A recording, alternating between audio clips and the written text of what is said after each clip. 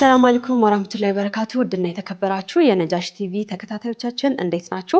ሳምንታዊ የነጃሽ ቢዝነስ ፕሮግራማችን እነሆ ሰዓቱን ጠብቆ ወደ እናንተ መድረስ ጀምሯል። እንግዲህ እስከ ፕሮግራማችን ፍጻሜ ድረስ አብራችሁን ከቆያችሁ አጫጭርና ወቅታዊ የቢዝነስ መረጃዎችን ከሀገር ውስጥም ከውጭም የተገኙ ማለት ነው ወደ እናንተ እናደርሳችኋለን። በጉብኝት ሰዓታችን ላይ ደግሞ እንግዲህ አንድ ፕሮግራም ላይ ተገኝተናል። በተለይም እንግዲህ ከተካፉል ኢንሹራንስ ጋር በተያያዘ የበለጠ እንዲሰራ ምን ለውጥ መደረግ አለበት የሚል መድረክ ተዘጋጅቶ ነበረ። እዛ ላይ ተገኝተናል። እንግዲህ እሱን የምናስጎበኛችሁ ነው የሚሆነው። እስከ ፕሮግራማችን ፍጻሜ ድረስ አብራችሁን ቆዩ ብዬ የምጋብዛችሁ ደግሞ የፕሮግራሙ አዘጋጅና አቅራቢ ነው ዙበይዳ ሀሰን ነኝ። አብራችሁን ቆዩ።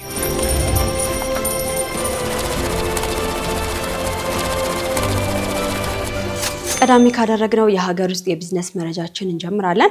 ተካፉል ኢንሹራንስን ለማሳደግ ሀገር አቀፍ የሸሪዓ ቦርድ ሊቋቋም ይገባል መባሉ ተነግሯል። በሀገራችን የተካፉል ኢንሹራንስ ከተጀመረ ጊዜ አንስቶ እድገት ቢያሳይም እንግዲህ በርካታ መሻሻሎች እንደሚያስፈልጉት ግን ተነግሯል።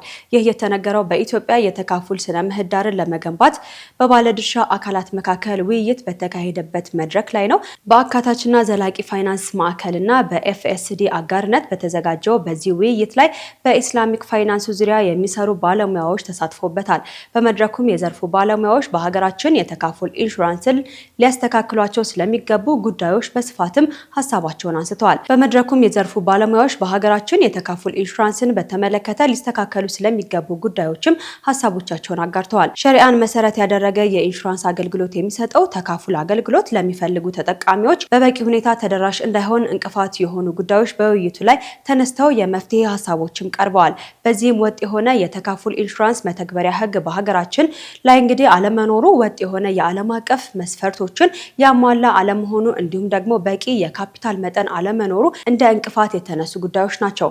ተካፉል በዓለም አቀፍ ደረጃ 33.14 ቢሊዮን ዶላር ካፒታል ሲኖረው በሀገራችን ደግሞ 445 ሚሊዮን ብር ካፒታል እንዳለውም ተገልጿል። ለእነዚህም ችግሮች በባለሙያዎች ዘንድ የመፍትሄ ሀሳቦችም ቀርበዋል። በዋነኝነትም ሀገር አቀፍ የሸሪዓ ቦርድ ቢቋቋም መፍትሄ ይሆናል የሚል ሀሳብ ነው የቀረበው። በዘርፉ ላሉ ችግሮች መፍትሄ ያመጣ ዘንድ እንግዲህ ህጋዊ ፍሬምወርክም እየተሰራ እንደሚገኝም ከመድረኩ ላይ ተነስቷል። ተመልካቾቻችን እንግዲህ የዚህን ውይይት አጠቃላይ ሀሳቡ ምን ይመስላል የሚለውን በክፍል 1 እና በክፍል 2 ፕሮግራም አዘጋጅተንላችኋል።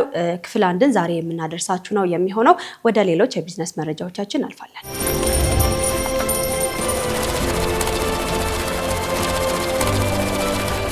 ወደ ቀጣዩ የቢዝነስ መረጃችን ስናልፍ ደግሞ ሂጅራ ባንክ ከስራና ክህሎት ሚኒስቴር ጋር አብሮ ለመስራት የሚያስችለውን ስምምነት ተፈራርሟል። የስራና ክህሎት ለወጣቶች የስራ እድል በመፍጠር ረገድ እየሰራ ያለውን ስራ ለማገዝ በፋይናንስ ዘርፍ ሂጅራ ባንክ ጋር አብሮ ለመስራት ተስማምቷል የተባለው የስራና ክህሎት ሚኒስቴር በሀገር ውስጥ የስራ ፈጠራን ከማበረታታት ባለፈ የውጭ ሀገር የስራ ስምሪት ላይም ስራዎችን እየሰራም ይገኛል። ሚኒስቴር መስሪያ ቤቱ ለተጠቃሚዎች በሚሰጠው አገልግሎት ከተለያዩ ባንኮች ጋር እየሰራ ይገኛልም ተብሏል። ለዚህም ስራው እንግዲህ ከወለድ ነፃ የፋይናንስ አቅርቦት ለሚፈልጉ ተጠቃሚዎች ተደራሽ ለመሆን ከሂጅራ ባንክ ጋር አብሮ ለመስራት የሚረዳውን ስምምነት ተፈራርሟል። ሙሉ በሙሉ ከወለድ ነፃ የባንክ አገልግሎት የሚሰጠው ሂጅራ ባንክ የስራ ፈጠራን ለማበረታታት የተለያዩ ስራዎችን መስራቱም ይታወቃል። በዚህም እንግዲህ እንደ ሲራራ አዋርድ ያሉ የስራ ፈጠራ ውድድሮችን በቀጣይም እንደሚያዘጋጅ ባንኩ አስታውቋል። 160 ቅርንጫፎች ያሉት ሂጅራ ባንክ በተቀማጭ ሀብትና በብድር አገልግሎት አቅሙን ማሳደግ መቻሉንም ተናግሯል።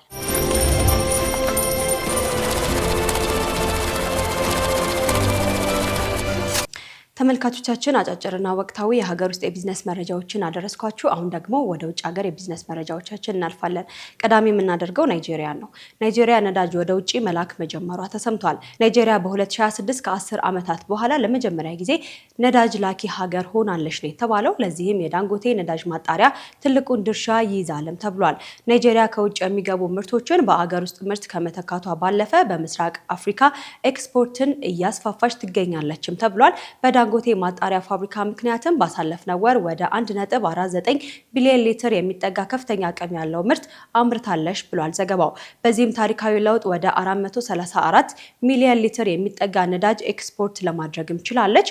የናይጄሪያ ነዳጅ ኤክስፖርት መጀመር በተለይም በአሁኑ ሰዓት በዓለም ላይ ለተከሰተው የነዳጅ እጥረት ለሀገሪቱና ለጎረቤት ሀገሮች አማራጭ መፍትሄ ሆኗልም ተብሏል። የዳንጎቴ ማጣሪያ ፋብሪካ በመጋቢት 2026 በ93.62 በመቶ አቅም በመስራት 434 ሚሊዮን ሊትር ቤንዚን ወደ ውጪ በመላክ አጠቃላይ ምርቱ 1.49 ቢሊዮን ሊትር ደርሷል ነው የተባለው።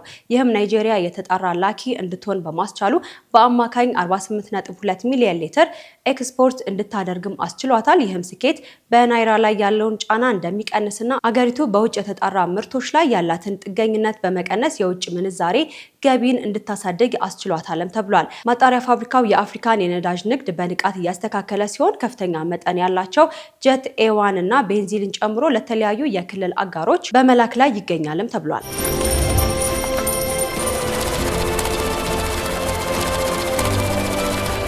የመጨረሻ ያደረግነውን የቢዝነስ መረጃችንን ደግሞ ላድርሳችሁ። ወደ ሳዑዲ አረቢያ ነው የምናቀናው። እንግዲህ በአሁኑ ሰዓት ሀጅ የሚደረግበት ወቅት እንደሆነ ይታወቃል። በዚህም ሳዑዲ አረቢያ ከተለያዩ የዓለም ክፍሎች የመጡ ምዕመናንን እየተቀበለችም ትገኛለች። ለመሆኑም ሳዑዲ አረቢያ ለሀጅና ኡምራ ስርዓት ምን ያህል ገንዘብ ታወጣለች፣ ምን ያህልስ ታተርፋለች የሚለውን መረጃ ነው የማደርሳችሁ።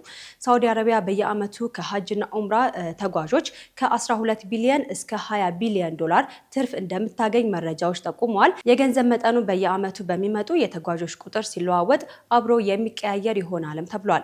ሳዑዲ ለዚሁ ዘርፍ የምታወጣው ወጪ ከገቢያው አንጻር አነስተኛ ነው ቢባልም ነገር ግን ዋነኛ ወጪዋ ለመሰረተ ልማትና ለደህንነት የምታወጣው ወጪ ነው ተብሏል። ሳዑዲ በዋነኝነት የገቢ ምንጯ የነዳጅ ምርት ላይ የተደገፈ መሆኑ ይታወቃል። በየዓመቱ የሚደረገው ሃይማኖታዊ ጉዞ ደግሞ የሀገሪቱ ሁለተኛው ከፍተኛ ገቢ የምታገኝበት ዘርፍ መሆኑን ዘገባዎች አሳይተዋል። ይህም ከጠቅላላ የሀገር ውስጥ ምርት 7% እና ከነዳጅ ውጪ ካለው ኢኮኖሚ ውስጥ ደግሞ 20% ያህሉን ይሸፍናል ነው የተባለው። ሳዑዲ አረቢያ በ2030 ለሀጅና ኡምራ የሚሄዱ ምዕመናንን ቁጥር ወደ 30 ሚሊዮን ለማሳደግ ማቀዷን አስታውቃለች። ይህም ገቢዋን በእጅጉ ይጨምራል ተብሎ ይጠበቃል።